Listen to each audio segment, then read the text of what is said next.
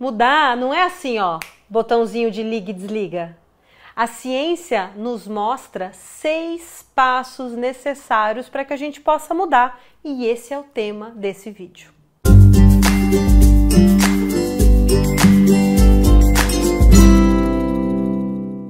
Você já parou para pensar que toda mudança de comportamento tem estágios, tem fases, tem processos? Pode parecer meio óbvio, mas repara que quando a gente se cobra uma mudança, como por exemplo, deixa eu pegar as 3 mudanças principais que a gente quer na nossa vida. Atividade física, dieta e muitas vezes um hábito de leitura ou de meditação que também está na moda. A gente para e fala assim, bom, ok, a partir de amanhã eu vou começar a fazer. É como se a gente partisse do plano 0 para o plano 100 em um dia, uma tarde, um insight. E não é assim que as coisas funcionam. Então hoje eu quero trazer para vocês o modelo do Prochaska sobre estágios de mudança. São 6. Vem comigo. Pré-contemplação, contemplação, preparação, ação, manutenção e término. Eu vou falar sobre cada uma dessas fases agora. O que é o estágio de pré-contemplação? É quando você tem um indivíduo que está em completa negação de um problema, completa negação de uma determinada situação. Então eu vou dar um exemplo, sei lá, de vício, porque eu acho que fica fácil, né? Você tem um amigo que você percebe que está bebendo um pouco mais, então ele enchia muito a cara todo sábado, aí ele começou a encher muito a cara toda sexta e sábado, aí ele começou a fazer esquenta de quinta, sexta e sábado, aí ele começou já a ficar bêbado quarta-feira que é futebol e quinta e sexta e sábado, aí já emendou um domingo porque o jeito de curar ressaca é continuar bebendo e você fica assim, cara, você não acha que você está bebendo demais? E a resposta é, você também... Enchendo o saco, foi só essa semana, eu bebi porque o time perdeu, eu bebi porque o time ganhou, então ele nega, então você tem um humor irritadiço, você tem uma esquiva do assunto, se ele tá lá vendo, sei lá, Globo Repórter, existe ainda Globo Repórter? Tá vendo Globo Repórter, fala assim, os malefícios do álcool, ele muda de canal na hora, então você tem uma pessoa em completa negação. Segundo estágio, contemplação.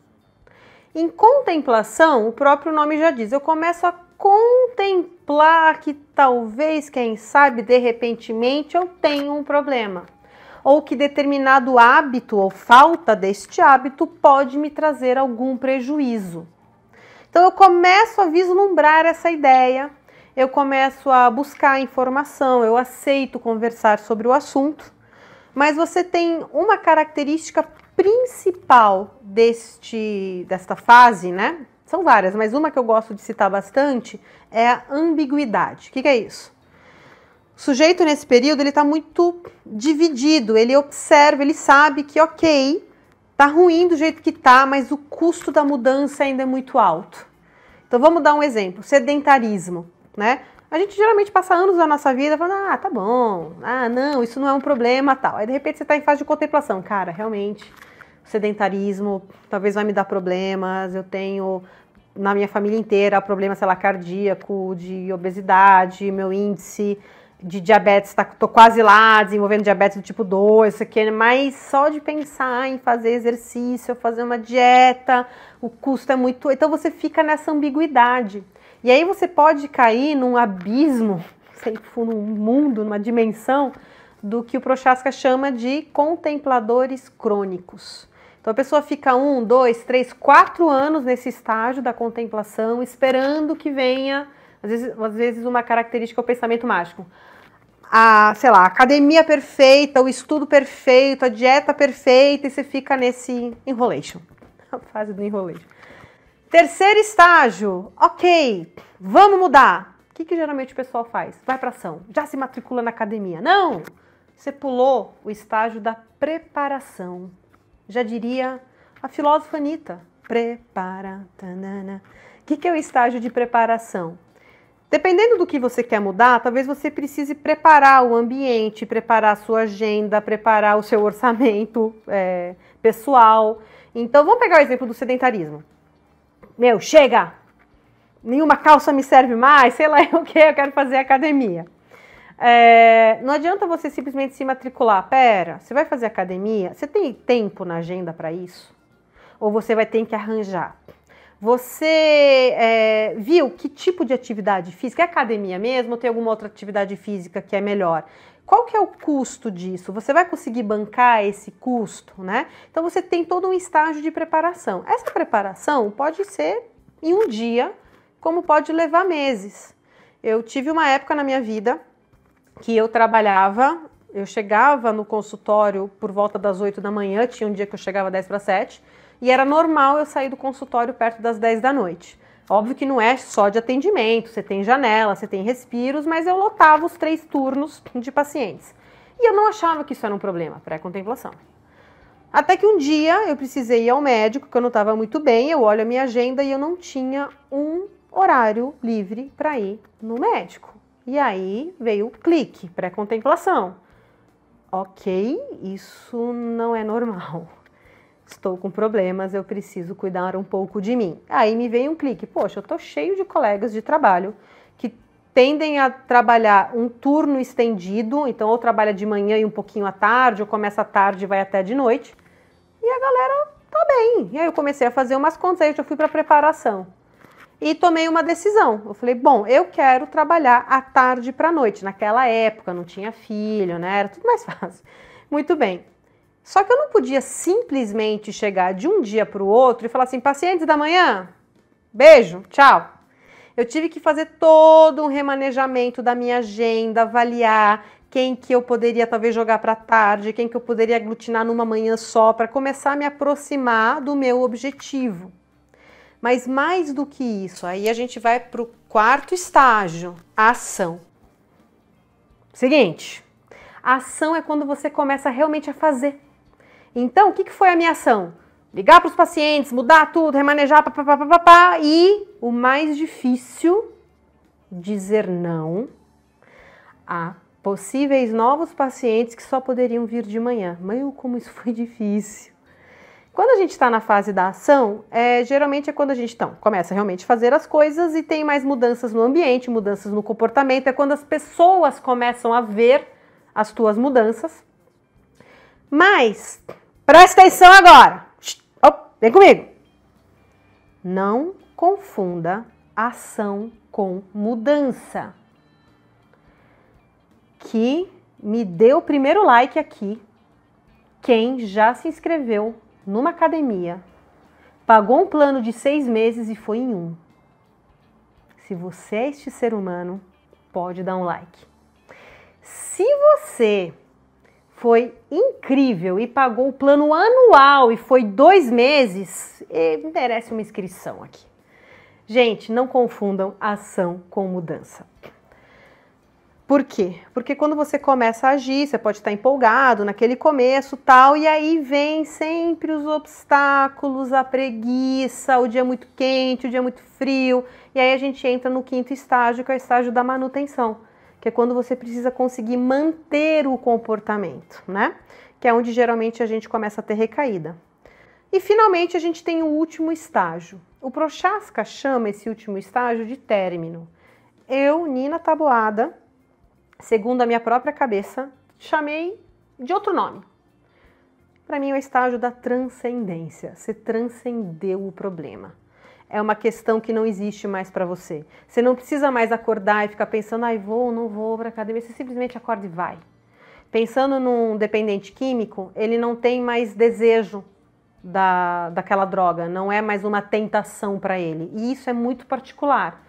Algumas pessoas vão ficar talvez em estágio de manutenção para o resto da vida. Não tem como dar mais um gole. Eu posso citar como exemplo um conhecido que fumou durante anos e parou de fumar. E ele me conta, depois de 10 anos sem fumar, nada, zero, que até hoje, quando ele vê alguém fumando, ele sente vontade. Essa pessoa está há X anos em fase de manutenção. Como tem pessoas que falam, olha, depois, sei lá, de 5 anos sem fumar, eu olho um cigarro e não me dá nenhuma vontade, nenhum tesão. Essa pessoa transcendeu o hábito, o vício do cigarro. Então, esses são os 6 estágios de mudança. Lindinho, né? Então, meu querido, coisas importantes aqui. 1, a mudança não é linear. Você não sai do pré-contemplação, contemplação, ação, blá, blá, blá, preparação, ação. Você pode estar na pré-contemplação, ir para a contemplação, pular para a ação, voltar para a pré-contemplação, ficar se preparando, enrolando. Aí você fala assim, quer saber, foda-se, desencana. Volta para a pré-contemplação, porque aquilo nem era tanto problema. Você pode ficar nesse ping-pong, tempão. Você pode estar em uma área da vida em preparação, outra área em ação e outra provavelmente em pré-contemplação, que você nem sabe o que é, porque você está negando. Então é muito comum a gente estar em estágios diferentes, da gente ficar nesse ping-pong. E aí o convite à reflexão aqui é, pega uma meta sua, em que estágio você está? E a dica de ouro para você que está aqui até agora nesse vídeo é a seguinte. Se você tem alguém perto de você, ou você mesmo, né? Mas vamos falar do outro, que é sempre fácil do outro. Vamos lá.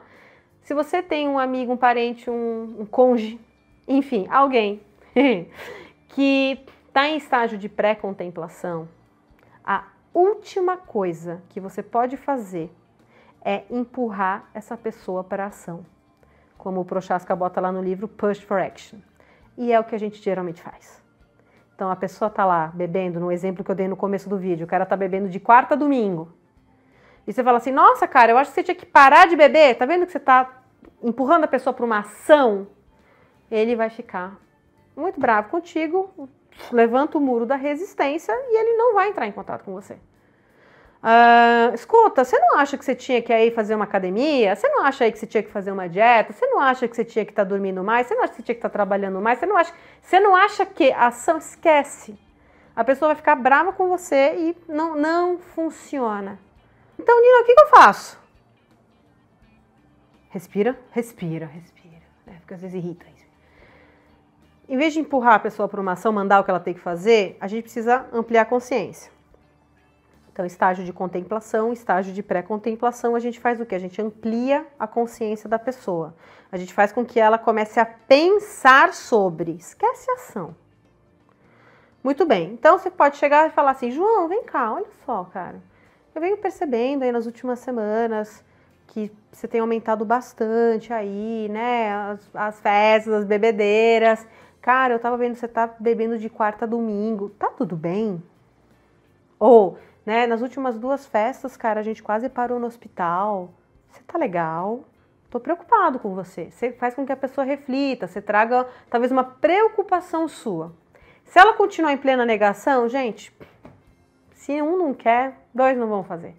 Então não tem como você vencer completamente essa barreira. Você pode ir apontando no sentido sempre de reflexão, pensar junto, jogar para a pessoa pensar. Você viu que o fulano de tal ficou muito chateado? Por que você achou que isso aconteceu? No estágio de preparação e ação, realmente, aí são estratégias mais técnicas que a gente faz de ação, por aí vai. E na manutenção é sempre estratégias de relembrar vantagens e desvantagens, relembrar a meta, revisar. Para cada estágio tem algumas técnicas específicas. Ajudou nesse conteúdo? Você sabe em que estágio você está? Escreve aqui no comentário, compartilha comigo. Se eu perceber que é um assunto que de repente gera, eu posso gravar um vídeo explicando as técnicas de cada um dos estágios, para que eu possa te ajudar de alguma forma a atingir tuas metas. Se for do seu interesse, conta para mim. Eu vou ficando por aqui e até o próximo vídeo.